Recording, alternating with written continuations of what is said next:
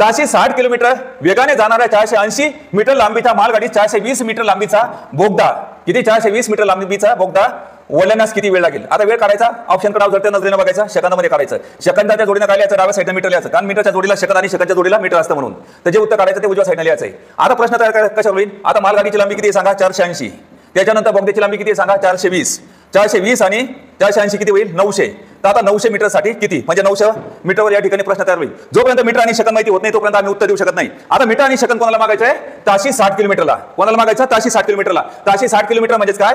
3600 second 60,000 metre. आता त्या ठिकाणी ताशी म्हणलं तर 3600 सेकंद झालं आणि 60 किलोमीटरचं 60,000 मीटर झालं. तर याचा काय करायचा? तिरपा गुणाकार. बोला सर्वजण, तिरपा गुणाकार. 900 गुणिला 3600 आपण किती? 60,000. 60 वर 3 शून्य, 3 शून्याला 3 शून्यानं काढायचं आहे. हे 2 शून्य हा 1 आणि पुन्हा 1 शून्य म्हणजे 4 शून्याला 4 शून्यानं काढायचं.